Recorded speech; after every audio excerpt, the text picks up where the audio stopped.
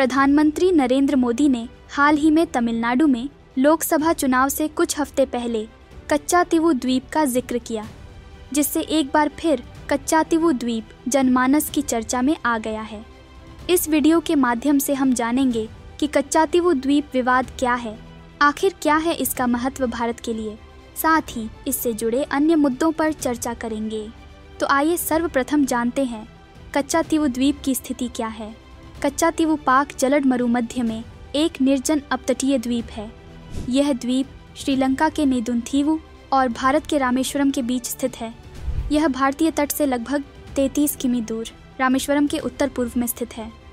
द्वीप की एकमात्र संरचना सेंट एंथोनी चर्च है, जिसे 20वीं शताब्दी की शुरुआत में बनाया गया था।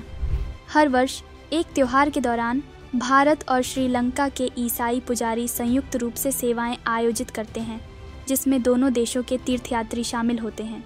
वहीं इस द्वीप का इतिहास पर नज़र डालें तो इसकी उत्पत्ति 14वीं शताब्दी के दौरान ज्वालामुखीय गतिविधि से हुई थी।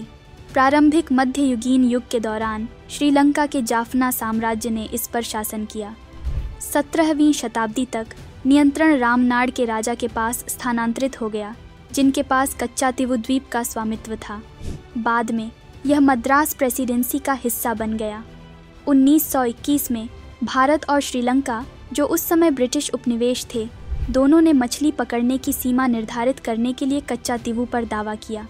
यहीं से इस द्वीप को लेकर भारत और श्रीलंका के मध्य विवाद शुरू हुआ। आगे चलकर इस मामले पर समझौता हुआ।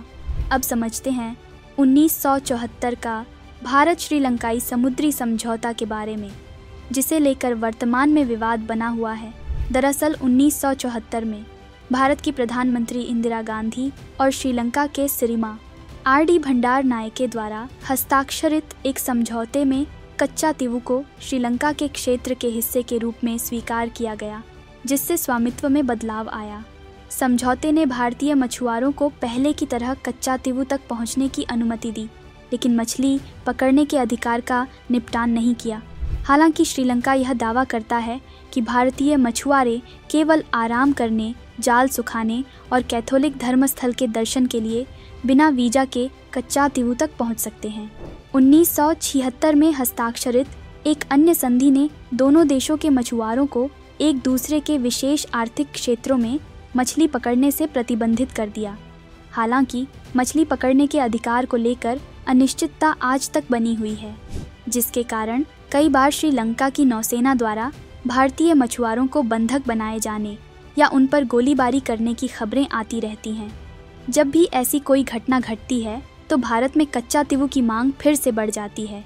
वहीं कच्चातीवू पर केंद्र सरकार की स्थिति काफ़ी हद तक अपरिवर्तित रही है। केंद्र सरकार हमेशा से यह दावा करती रही है कि भारत से संबंधित कोई भी क्षेत्र श्रीलंका को नहीं दिया गया और न ही संप्रभुता छोड़ी गई।